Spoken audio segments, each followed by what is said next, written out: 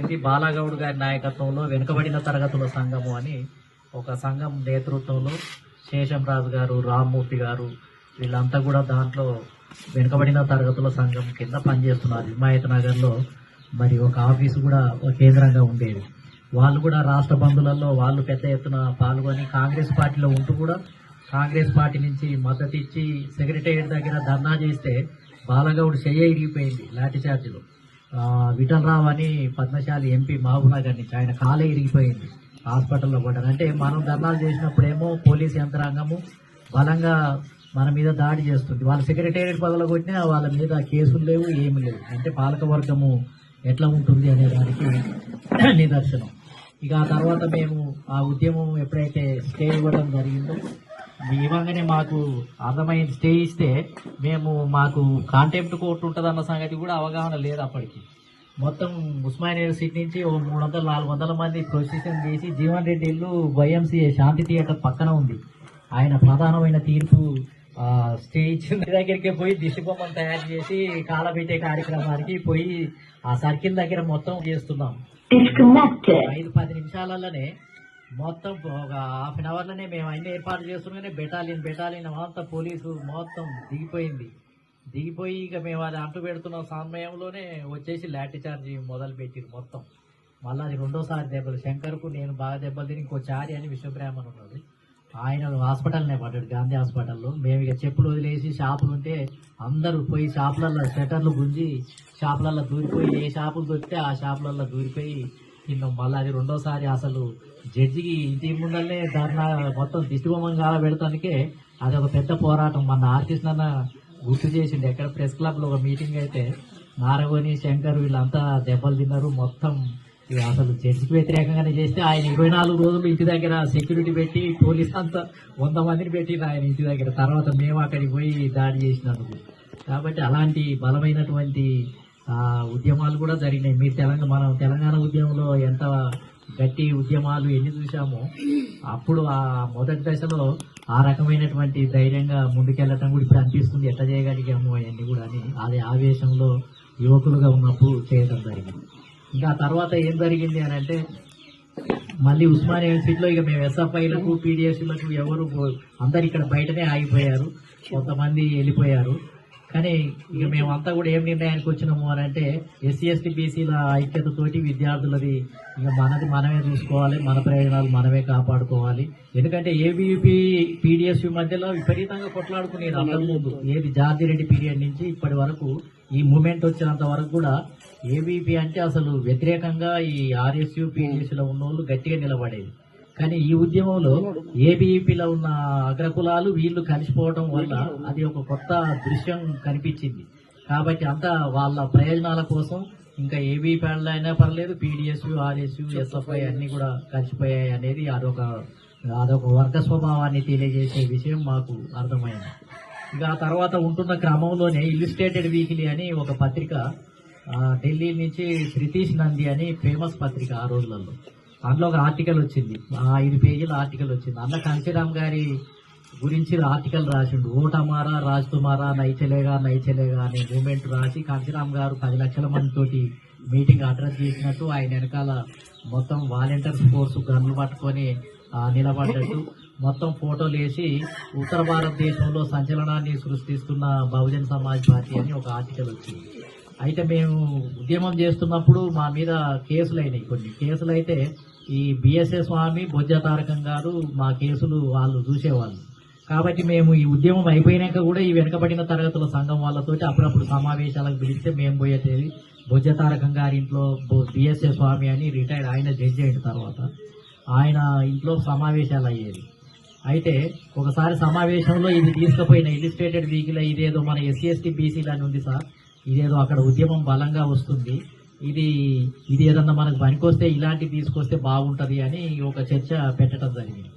చర్చ పెట్టినప్పుడు ఈ కాంశీరామ్ గారు అనే వ్యక్తి ఇంతకుముందు ఒకసారి సారస్వత పరిషత్తాలు కూడా వచ్చిండ్రు అని అందులో వేరే వాళ్ళు చెప్పారు. ఆయన ఫోన్ నెంబర్లు ఎట్లా కలవాలి, ఆయనను మనం కలిస్తే అది కదా మనకి ఇక్కడ కమ్మరెడ్ల ఆధిపత్యమే కదా, మనకు సూటబుల్ అయ్యే పార్టీ ఆ పార్టీ ఉంటేనే బాగుంటుంది అని అక్కడ చర్చ జరిగింది.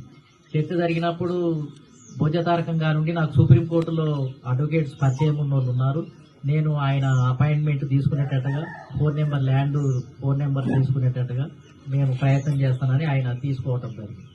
ఆయన సంపాదించుంటూ రాజన్ అని కాంశీరామ్ గారి శిష్యుడు, ఆయన పిఏ, ఆయన నెంబర్ తీసుకొని ఇట్లా ఆంధ్రప్రదేశ్లో కూడా బిఎస్పీ ఏర్పాట్లు చేద్దామని మేము అనుకుంటున్నాం, మేము కలవాలి అని అంటే, బోర్డ్స్ క్లబ్ దగ్గర మీటింగ్ ఉంది కాంశీరామ్ గారిది ఫలానా డేట్ నాడు, మీరు ఆ రోజు మీటింగ్కు రండి, మీటింగ్ అటెండ్ అయినాక తెల్లారి కాంశీరామ్ గారితో మీకు సమావేశం ఏర్పాటు చేస్తాము అని చెప్పి వాళ్ళు చెప్పారు. చెప్తే అప్పుడు ట్రైన్లో 25 మందిని, బొజ్జ తారకం గారు, బిఎస్ఏ స్వామి, సుందరయ్య యాదవ్, వై శంకర్ గౌడ్, నేను, అదేవిధంగా మొత్తం 24 జ్ఞానేశ్వరాన్ని మన బొజ్జ తారకం గారి దగ్గర ఫుల్ టైమర్గా పనిచేస్తారు.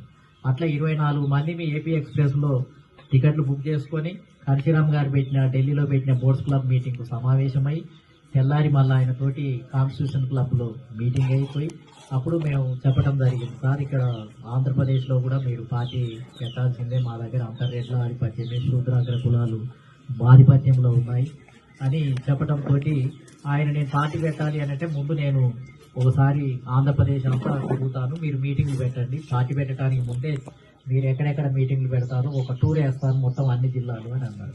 ఇక ఆ తర్వాత మేము అందరం వచ్చి ఇంకా టూర్ ప్రోగ్రామ్ ఆయన డేట్లు ఇవ్వటం జరిగింది. ఇంకా ఆ డేట్ల ప్రకారం మేము అన్ని ఏర్పాట్లు చేస్తున్నాం. చేసినప్పుడు ఆయనను అప్పుడు సుందరయ్య యాదవ్ అని ఆయన ఇటువరకు ఆర్ఎస్ఎస్ సింప్టమ్స్ అంటే ఏది బీజేపీకి దగ్గరగా ఉన్న వ్యక్తి సూపరింటెండెంట్గా రిటైర్డ్ అయ్యింది ఉస్మానియా హాస్పిటల్కి. ఆయన ఈ ఉద్యమంలో బలంగా రావడానికి నిర్ణయించినప్పుడు ఇక సుందరయ్య యాదవ్ అయితే అది జరగటానికి ముందే బొజ్జ తారకం గారు, బిఎస్ఏ స్వామి, సుందరయ్య యాదవ్ సంగారెడ్డిలో ఒక మీటింగు నల్లా సూర్యప్రకాష్ ఏర్పాటు చేయడం జరిగింది. ఏర్పాటు చేస్తే అక్కడ మీటింగ్ కానీ పోతుంటే యాక్సిడెంట్ అయింది. బొజ్జ తారకానికి ముక్కంతా పగిలిపోయింది, బిఎస్ఏ స్వామికి చెయ్యి ఇరిగింది. పోయి ఆ బిఎస్ఏ స్వామి గారు కార్ డ్రైవర్, ఆయన ఇంత లావుగా ఉంటాడు, మొత్తం పోతనే నిద్రలోకి జారుకున్నాడు. ఆ కారు పోయి అట్లా పక్కకున్న రోడ్డు మీద పడిపోయింది. ఇంకా వాళ్ళు ముగ్గురికి ఒక సుందరయ్య యాదవ్ పోలేదు, ఆయన యాక్సిడెంట్ కాలేదు. ఇంకా అయితే ఈయన కాంశీరామ్ గారిని మేము రిసీవ్ చేసుకోవాలని అంటే ఎట్లా, బెంగళూరులో ఆయన కర్ణాటకలో మీటింగ్లు అన్నీ అయిపోయినాయి, నన్ను ఇక్కడి నుంచి రిసీవ్ చేసుకోమని అన్నారు. అనంతపూర్ నుంచి షెడ్యూల్ ఖరారు చేసినాం మేము మీటింగ్లో. ఆయన అప్పుడు సుందరయ్య యాదవ్, నేను, ఇంకో అతను రామారావు అని అయ్యన్న పాత్రుడు పిఏ కొప్పుల వెలమ, ఆ ముగ్గురం కలిసి బెంగళూరులో సార్ను తీసుకొని అనంతపూర్కి వచ్చి అనంతపూర్ నుంచి మీటింగులు పెట్టుకుంటా మొత్తం ఒక 10-12 రోజులలో ఆంధ్రప్రదేశ్ అంతా ఆయన కంటిన్యూగా తిరిగింది. మీటింగ్లు అన్ని రాజమండ్రి, విశాఖపట్నం, మొత్తం అన్ని జిల్లా హెడ్ క్వార్టర్లలో. ఇంకా ఆయన తిరిగినప్పుడు ఆయన కార్లనే నేనున్నాను. ఆయన ఈ కడపకు పోయినప్పుడు ఈడ ఎట్లా ఉంది, వీళ్ళు అంటే ఎమ్మెల్యేలు ఎంతమంది అంటే సుమారుగా నాకు తెలిసినవన్నీ ఈ రేట్లు ఇంతమంది ఉన్నారు ఎంబటే లెక్క పెట్టి ఇంతమంది రేట్లు ఉంటారు, ఇంతమంది ఈడ బలిజలు ఉంటారు, ఇంతమంది ఎస్సీలు ఉంటారు అని యాక్టివ్గా నాకు సమసంగ్రామ పరిషత్ మూమెంట్ నుంచి ఈ కులాల గురించి చర్చించడం కొంత అవగాహన ఉంది కాబట్టి ఆయన అడుగుతా ఉంటే నేను డేటా ఇవ్వటం పోయాను. చాలా యాక్టివ్గా ఉన్నాడు ఇతను, యువకుడు. నేను అప్పటికి ఇంకా ఎంఫిల్ చేస్తున్నా. మొదట్లోనేమో ఎంఏ చేసినప్పుడేమో ఉద్యమం చేసిన, ఎంఫిల్లో జాయిన్ అయినా మళ్ళీ అదే ఆర్ట్స్ కాలేజీలో ఎకనామిక్స్. నేను ఎంఏ ఎకనామిక్స్, మళ్ళీ ఎంఫిల్లో కూడా ఎకనామిక్స్ రీసెర్చ్ చేసిన పావర్టీ మీద అప్పుడు చేస్తున్నాను. ఇంకా ఆయన గుర్తించడం జరిగింది. ఆయన కాంశీరామ్ గారిని క్వశ్చన్లు అన్నీ అడుగుతుంటే ఆయన ఎక్కడ ఎప్పుడు పార్టీ గుర్తింది ఏంటిది అన్నీ చెప్తా ఉంటే నేను నోట్బుక్ తీసుకొని అన్నీ ఆయనకు తెలియకుండానే అన్నీ రాసేసుకున్నాం. మొత్తం ఆయన పుట్టింది పెరిగింది, ఆ రాజన్ పిఏ ఉండే ఆయన ద్వారా చరిత్ర అంతా కొంచెం సేకరించినాం. ఆయన ఢిల్లీకి వెళ్ళిపోయిండు జూన్ 4వ తేదీ నాడు 1989 జూన్ 4th నాడు బిఎస్పీని ఇక్కడ ఆవిష్కరిస్తా. మీరు ఆ రోజు నిజాం కాలేజీ బుక్ చేసినాం.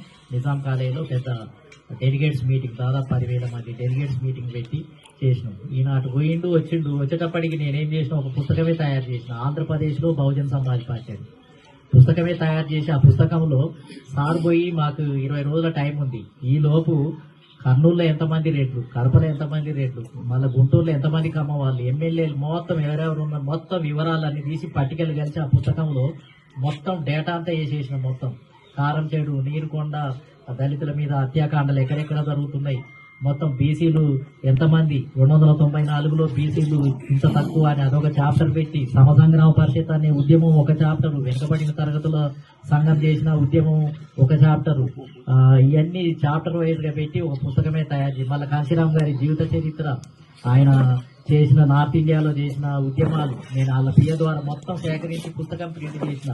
ద్వారకా హోటల్లో ఉన్నాడు అప్పుడు, అప్పుడు నాన్ ఏసీ హోటల్ అప్పుడు మేము బుక్ చేసినప్పుడు. అప్పుడు ఏసీ తీయాలంటే కూడా అంత పరిస్థితి ఉండేది కాదు. ఆయన ద్వారకా హోటల్లో డబల్ బెడ్ రూమ్ బుక్ చేసినాం. నేను సూర్యప్రకాష్ అనమాటున్నాం, అందరు పోయింది. ఆయన మేము ఇన్నే పండుకుంటాం సార్ అని అంటే ఆ పక్కకున్న బెడ్ తీసి కిందికి ఇచ్చిండు. మేము కింద పండుకొని ఆ పరదలు 2 కూడా వీకి కప్పుకొని పండుకున్నాం. ఆయన పండుకున్నాడు. మరునాడు పుస్తకం ఆవిష్కరణ ఆయనతోటే చేపిద్దామని అనుకొని ఇంకా బుక్ తీసుకుపోయి చూపించిన, ప్రింట్ అయింది. తీసుకుపోయి ఆ పుస్తకం ఇస్తే అన్ని చాప్టర్ వైజ్ గా చూసిండు. ఆయన పైన అట్ట చూసే అరే మేరకు హిట్లర్ బనాది అని అన్నాడు. అంటే అప్పుడు అన్ని అక్షయంత్రాలు కదా, ఈ ఫోటో ముద్ద వచ్చి హిట్లర్ లాగా కనపడుతున్నారు అన్నమాట. అరే మేరకు హిట్లర్ బనాది, నన్ను హిట్లర్ లాగా మార్చేసిన ఫోటోలో అని అన్నాడు నవ్వుకుంటాను. అది ముద్ద అయింది సార్ ప్రింటింగ్ అని చెప్పాను. నేను అన్నా మేము అంత ఇటువరకు కమ్యూనిస్ట్ పార్టీలలో పనిచేసినాం సార్, అందులో కరపత్రాలు ఇవి అవి సిపిఎంలో ఉన్నప్పుడు బాగా అలవాటు అయింది. నేను కమ్యూనిస్ట్ పార్టీల నుంచి పనిచేసి ఇట్లా ఉద్యమం జరిగింది బయటకు వచ్చినా అని ఇప్పుడు మళ్ళీ ఈ పార్టీలో చేరుతున్నా సార్ అని చెప్పిన. అంటే నువ్వు కమ్యూనిస్ట్ పార్టీలే చేరుతున్నావు అని అన్నాడు. ఆయన అన్న వాళ్ళు ఏమన్నారంటే నువ్వు కమ్యూనిస్ట్ పార్టీలలో వదిలిపెట్టడం కాదు, నువ్వు చేరేదే కమ్యూనిస్ట్ పార్టీలు అని అన్నాడు ఆయన. ఎందుకంటే ఇంట్లోనే కష్టజీవులు ఉంటారు, ఇంట్లోనే అట్టడుగు వర్గాలు ఉంటారు, ఇంట్లోనే మన దాంట్లో భూస్వాములు లేరు, పెట్టుబడిదారులు లేరు, వీళ్ళంతా కాయకష్టం చేసుకునే వాళ్ళు. ఎస్సీ ఎస్టీ బీసీ మైనార్టీలు ముస్లింలు అని అంటే వీళ్ళు పెట్టుబడిదారులు లేరు, ఇంట్లో ఎక్కువ భూస్వాములు లేరు, కష్టజీవుల పార్టీని నువ్వు చేరుతున్నావు అని అన్నాడు. నాకు చాలా ఆశ్చర్యం అనిపించింది. అంటే ఆ విధంగా అంచనా వేసింది. ఆయన విజయవాడకు పోయినప్పుడు కూడా ఒక మాట అన్నాడు. ఒక విలేకరి అడిగిండు, కమ్యూనిస్టుల గురించి మీ వైఖరి సార్ అని అడిగిండు ఒకడు విలేకరి. అడిగితే కమ్యూనిస్టులు అంటే ఆంధ్రప్రదేశ్ కమ్యూనిస్టులు అని అంటే కాము అని అంటే కామ్రేడ్, రేడ్స్ అని అంటే రెడ్లు, అంటే కామ్ అని అంటే కమ్మ, రేడ్స్ అని అంటే రెడ్లు, కమ్మ రెడ్ల నాయకత్వంలో ఉన్న పార్టీనే కమ్యూనిస్ట్ పార్టీ అని చెప్పింది. అంటే చలోక్తిగా అంటే కమ్మరెడ్ల శూద్రాగ్ర కులాలు, అక్కడనేమో బ్రాహ్మణులు ఉన్నారు నేషనల్ లెవెల్లో, ఇక్కడనేమో శూద్రాగ్ర కులాల నాయకత్వంలో ఉన్నదే కమ్యూనిస్ట్ పార్టీ అని చెప్పింది. ఇంకోటి ఏంటంటే మాకు చెప్పేది ఇక్కడ కూర్చున్నప్పుడు, కమ్యూనిస్టులు పచ్చగడ్డిలో దాగిన పచ్చపాములు అని చెప్పాడు. బీజేపీ ఏమో ఓపెన్ గా పడగ విప్పిన పాము. పడగ విప్పి ఆడ ఉంటే మనకి ఇది పాము ఉంది అని జాగ్రత్త పడి దూరంగా ఉంటాం, కట్టెతోటి దాన్ని కొట్టడానికైనా ప్రయత్నం చేస్తాం. దాని ఎడల జాగ్రత్తగా ఉంటాం, అంటే బీజేపీ ఎడల జాగ్రత్తగా ఉంటాం, దానికి లోను కాము. కానీ కమ్యూనిస్టు పార్టీలు పచ్చగడ్డిలో దాగిన పచ్చపాములు, అంటే గడ్డిలో పచ్చగా ఉంటది కానీ ఆ పాము ఉన్నట్టుగా తెలియదు మనకు. మనం కాలు పెట్టగానే ఎమ్మటే లేచి కరుస్తుంది. కాబట్టి ఇది దాచుకొని కాటేసే పాము, ఇది డేంజరస్ గా ఉంటది. ఇది అంటే ఆయన చెప్పింది ఏంటంటే రోజు కష్టజీవుల గురించే మాట్లాడతారు, పేదల గురించే మాట్లాడతారు, అన్ని బడుగు బలహీన వర్గాల గురించే రాస్తారు, కానీ వీళ్ళకి టికెట్లు ఇయ్యరు, వీళ్ళకి నాయకత్వం ఇయ్యరు, ఏది ఇయ్యరు.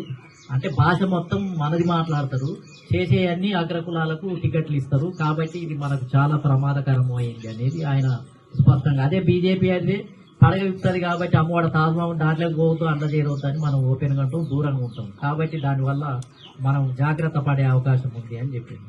అంటే ఆ రకంగా ఆయన చాలా స్పష్టంగా ఆయన సౌరాన్ లాంటి వ్యక్తిలాగానే ఉండేది నాకు అనిపించిన. తర్వాత రాను ఆయన బట్టి 30 సంవత్సరాలు తిరిగినాక ఆయన ఇండియన్ మావో అనిపించింది నాకు. ఆయన ఎమ్మటి తిరిగినాక ఆయనకు అసలు మేము అనుకునేది ఈయన కమ్యూనిస్ట్ పుస్తకాలు చదవలేదు, ప్రపంచమే తెలియలేదు, మేము అన్ని పుస్తకాలు చదివినాం, ఈయనకేం నాలెడ్జ్ ఉంది అని మేము మొదటి దశలో ఆయనను చాలా తక్కువ నవ్వుకునేది. నల్ల సూర్యప్రకాష్ మేము వీళ్ళంతా కమ్యూనిస్టుల్లో చేసిన వాళ్ళు గారు, ఇవన్నీ బూర్జువా పార్టీలు అని కదా, వీళ్ళకి ఇంత తెప్పుకుంటారంటారా, ఇది అవుతుందంటారా, ఇది ముందు పోతే అంటారా ఈ పార్టీ, అసలు దీనికి స్పష్టత ఉందా అని మేమే అప్పుడప్పుడు బయటకు వచ్చి మళ్ళీ కూర్చొని నవ్వుకుంటూ మాట్లాడేది.